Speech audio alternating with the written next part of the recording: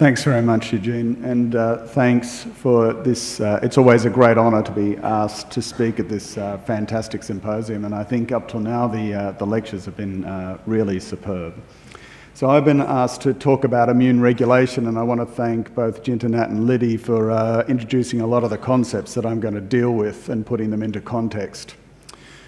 So this is going to be a bit more of a general talk about immune regulation because really, in terms of immune regulation, nothing is really ready for prime time in the management of HIV. Whether it's to do with control of morbidities or immune reconstitution or in the realm of cure research and control of latency. So I wanted to deal in the next half hour with what immune regulation is and why it's important, and how that then impacts on our designs of immunotherapies. I want to talk a little bit about how viruses actually affect immune regulation and actually go out of their way to dysregulate the immune system, and how they do that, but also how we might take advantage of those genes within within those viruses to come up with better vaccine design. And then I wanted to actually describe the complexity of immune regulation to give you some background about how we would go about what the challenges are in designing rational therapeutics for immune regulation, effective immune regulation. So the immune system, as we all know, is a very complex beast, and for a lot of people, people are discouraged from studying the immune system because of its complexity, and in fact, much of its complexity is based around the regulatory components of the immune system. So it's very important we have effector mechanisms that clear pathogens from us. And they destroy pathogens, the immune system destroys pathogens and does that very effectively by killing them. The trouble is that there is always the possibility of collateral damage, and that collateral damage must be controlled. And so as much as the immune system, the effector systems of the immune system are important, it's equally important to be able to make sure that they're only turned on at the right time and they're turned off at the right time. And that's really what immunoregulation is about. And there are multiple checks and balances within the immune system that control the turning on of and turning off of those effector mechanisms. And they really can be summarized into control at two levels. You can prevent inappropriate immune activation, so you only turn it on when you really need to. And the best example of that is the role of thymic selection of T cells, so that you have only T cells that see foreign organisms and don't attack the host. There are other mechanisms such as peripheral tolerance, but the antigen specificity of T cells and B cells and the fact that you need more than antigen to turn on a T or a B cell effectively is equally important. So you need an antigen presented in a particular context by an antigen presenting cell, and that antigen presenting cell has to have cell-to-cell contact with the T cell or B cell and express particular regulatory molecules that deliver a second and a third signal that then turns on the full immune response. Lots of cells are covered by ligands that are negative regulators that actually suppress the function of those cells, and the sorts of NK cells that Liddy was talking about are covered with receptors called KIRs that make sure that those things are not turned on inappropriately. And even in the protein systems like the complement cascade, there are as many regulatory elements turning the complement cascade on as effector mechanisms within the complement cascade. So that prevents immune activation. The other thing we must do is we must turn off an activated immune system at the appropriate time. And this might be done by negative regulators such as PD-1, which Liddy talked about a little bit and I'll deal with a bit later, and other negative regulators like CTLA-4. The very act of antigen clearance is important in turning off an activated immune system, and then there are other ways of turning off an activated immune system, such as T regulatory cells. So the control of an immune response occurs at multiple levels. There are specialized tissues that control cell differentiation and cell proliferation, and within those tissues, the microenvironment in which these cells exist is extremely important. And in fact, there are some very precise control mechanisms that I'll show you in a moment. So those microenvironments control cell-to-cell interactions, and so the cells actually need to be cheek by jowl, bumping into each other, so that specialized protein receptor ligand interactions can occur in a very coordinated way. These are further controlled by the levels of RNA and by the levels of microRNAs, and then further controlled at the DNA level by regulation of epigenetics.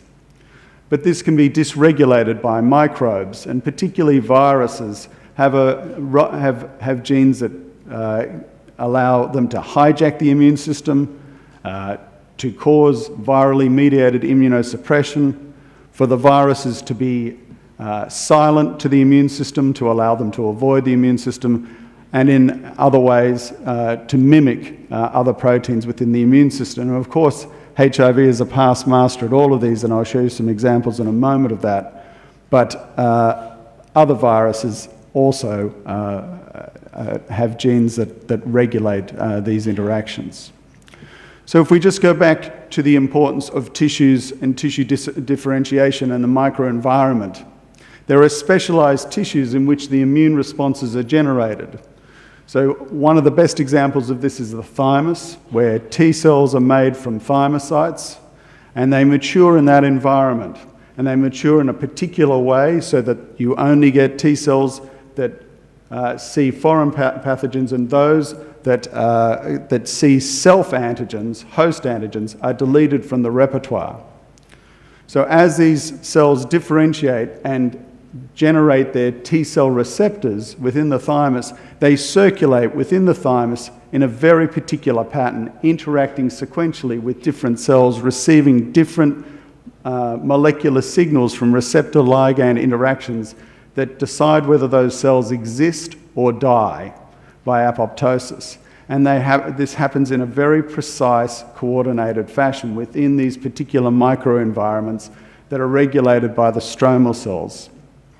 And similarly, in the generation of a primary or secondary immune response, the main area where that occurs is within the lymph node. And again, this need for precise circulation of cells,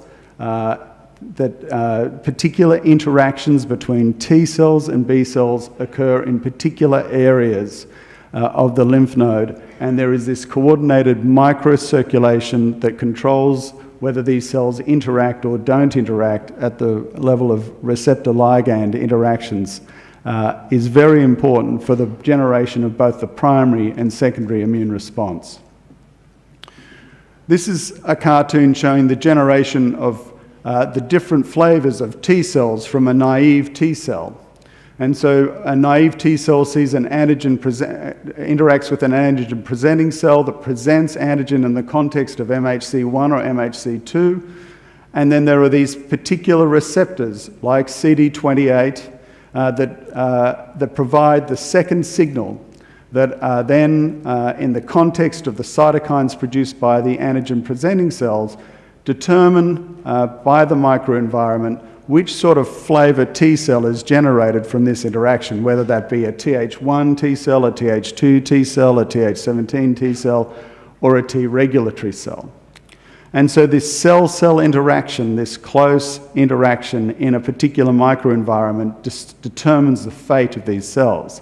And similarly, interactions between T cells and B cells depend on a set of similar but different receptor ligand interactions that require the cells to be in close proximity, and those determine whether memory B cells and plasma cells are produced. This depends on the presence, this generation of T effector cells and T memory cells depends on the presence of antigen. And so the antigen presented in the context of an antigen-presenting T cell in the right microenvironment, you get proliferation of these naive T cells into a large pool of effector cells when the antigen is present.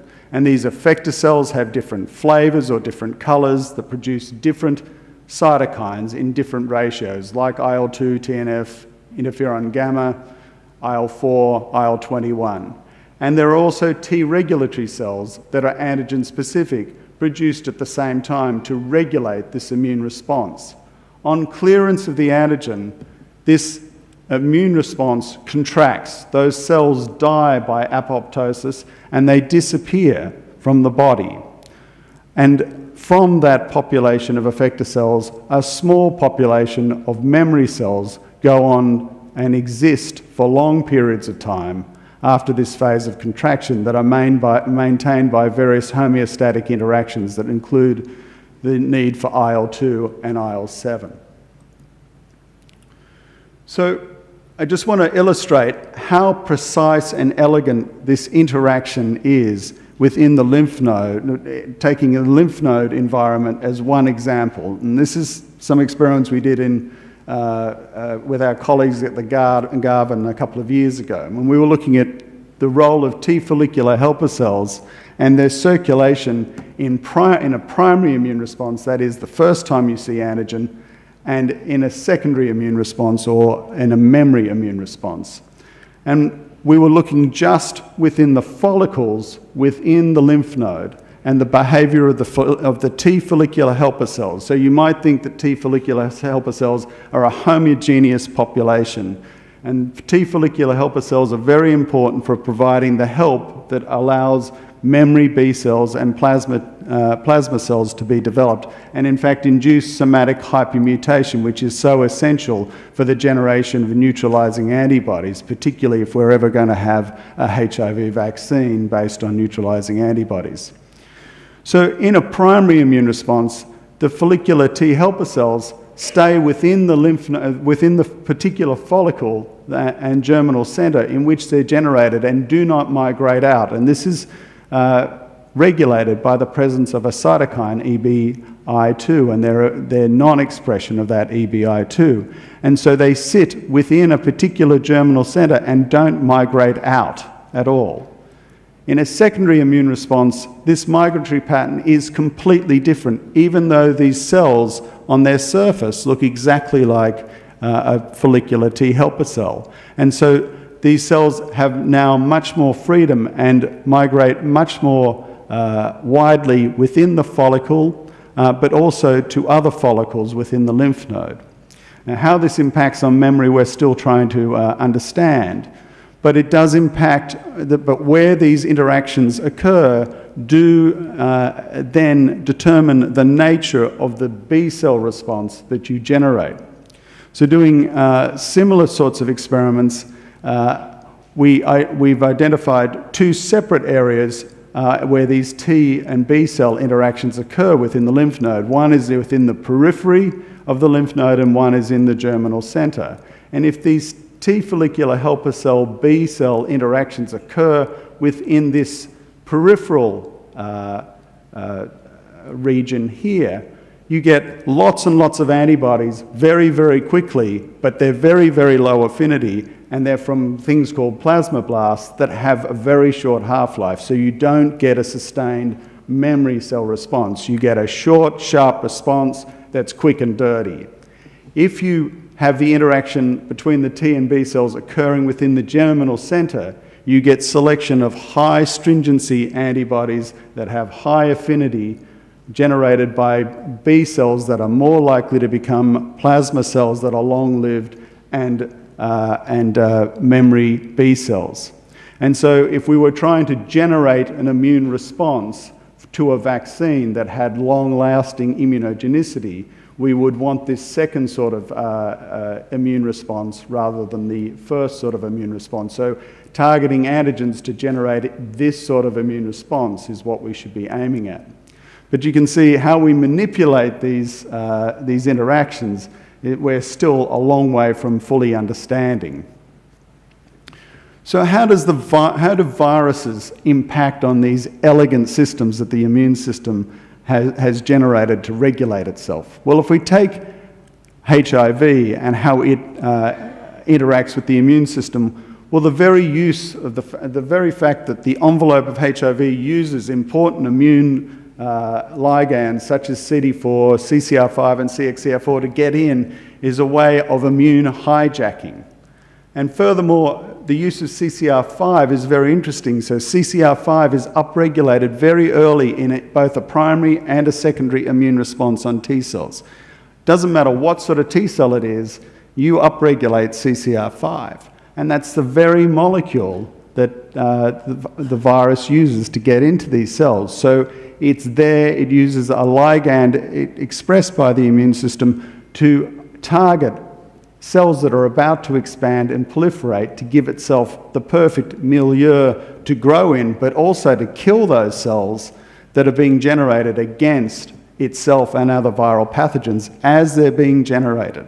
So nullifying effective immune responses. And Liddy showed that great data showing that follicular T helper cells, which actually coordinate this response and generate those antibodies and generate those T cells that you need, are preferentially infected at this point. And that's because of the sorts of the ligands that HIV has chosen to interact with. But the virus does much more than that. It has direct lytic effects, but it also has pro-apoptotic effects from other proteins it expresses. Envelope, NEF, VPX, all can cause apoptosis of T cells.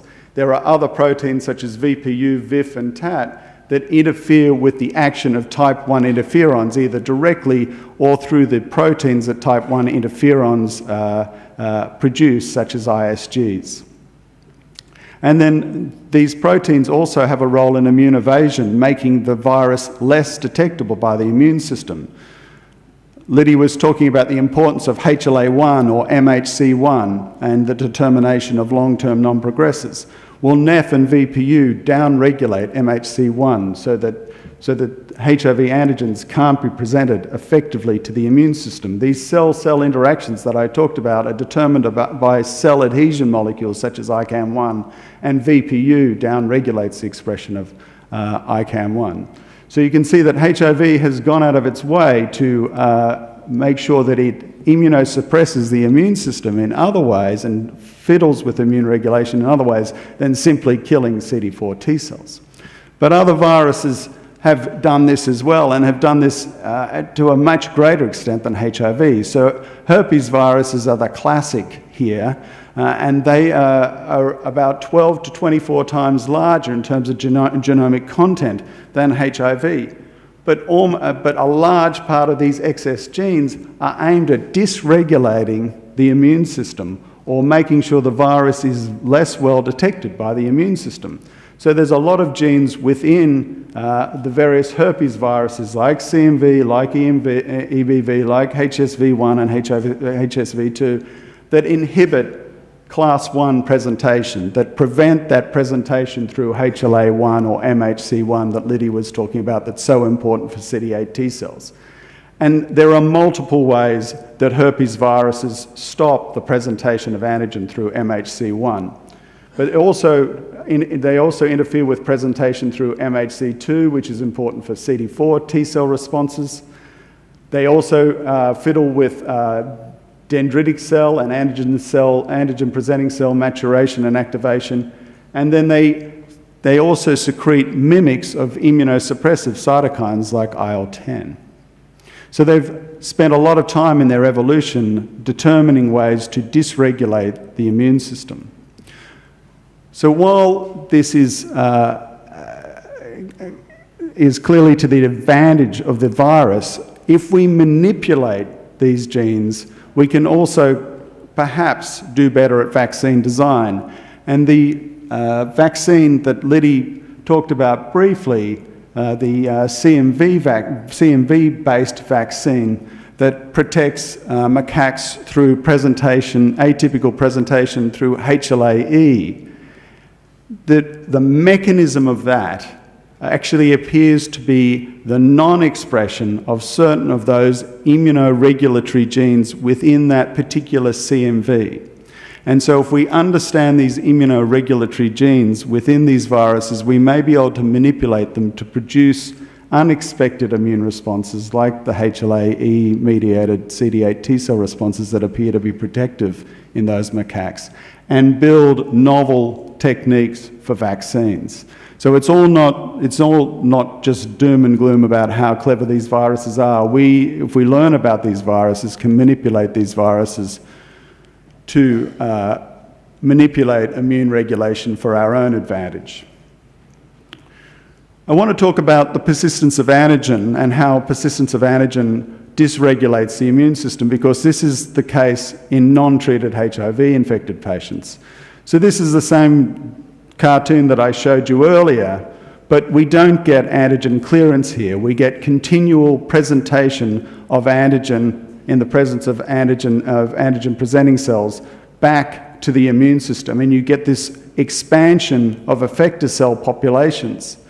But the profile of cytokines that these produce change, and it's disruptive, but also these cells become less effective. They become exhausted. They upregulate negative regulatory factors like PD-1 and CTLA-4 and CD57, and they're chronically activated as judged by the molecules that you've all heard about in the past, like CD38 and HLA-DR.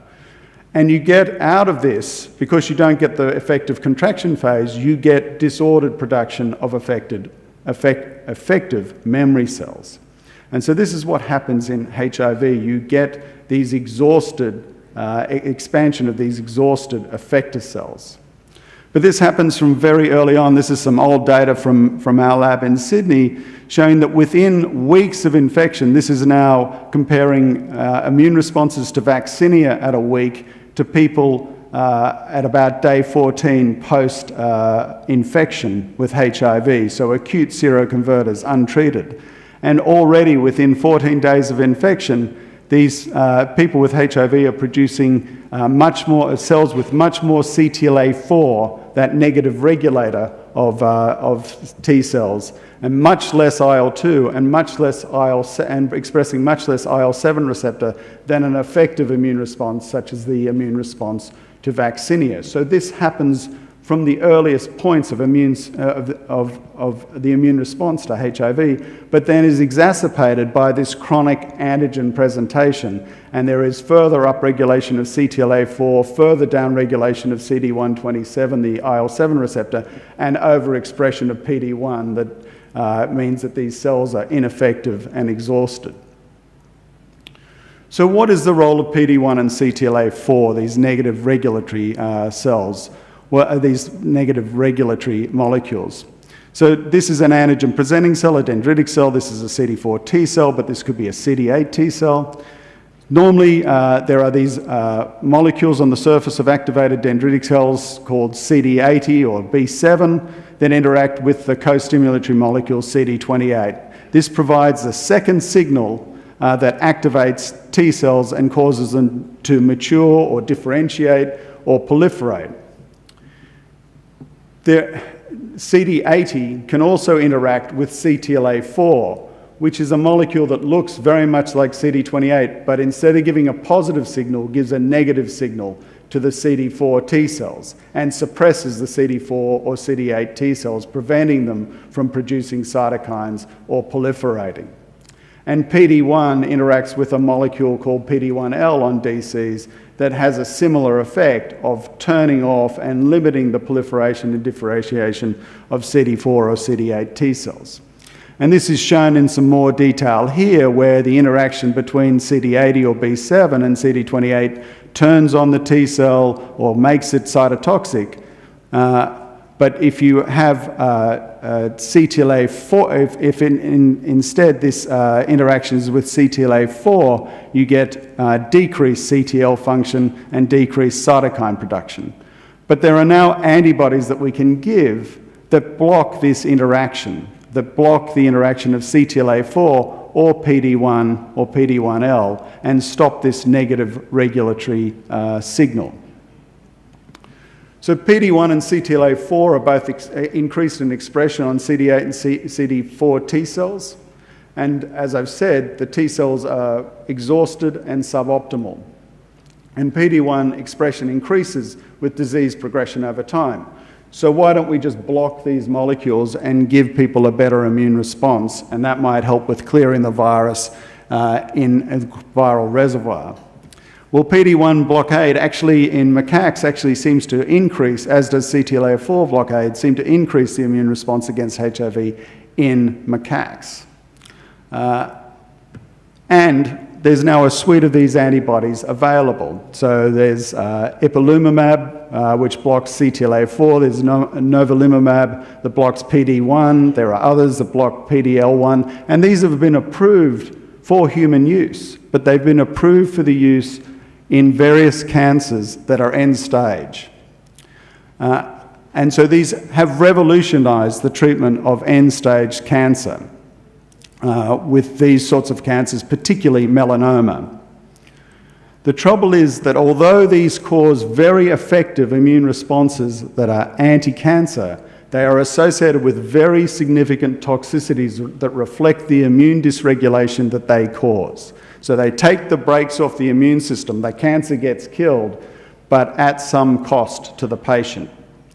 So they often get inflammatory colitis, they can get myocarditis, they can get pneumonitis, thyroiditis, they can have an autoimmune response that knocks off their pituitary. You get skin, autoimmune diseases in the skin and liver and in the CNS.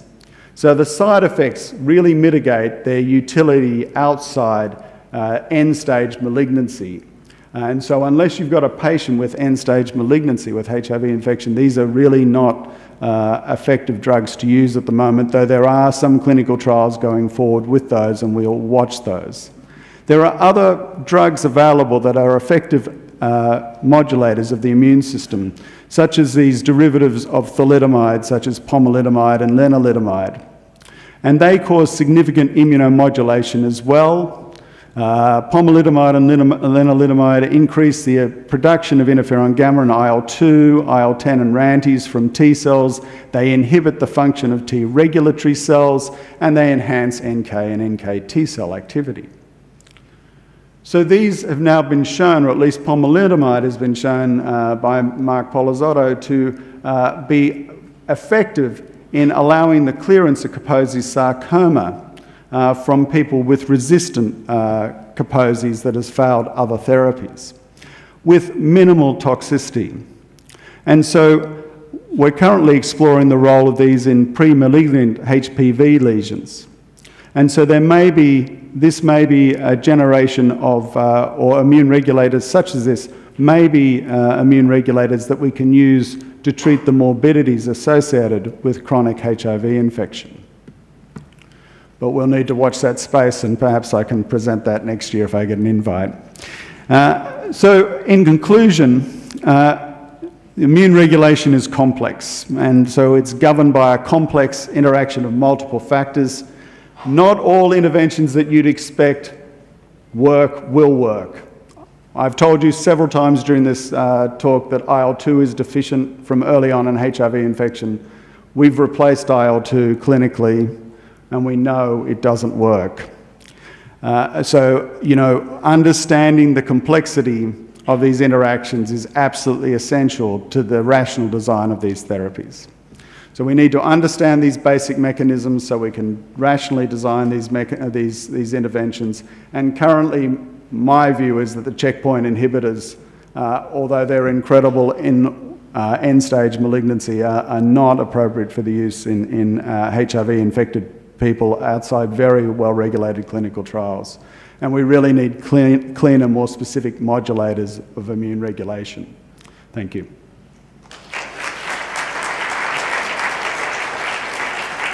Thank you very much. Look, we have time for one question before the speakers need to move on to the webcast outside. Any questions from the audience? Please.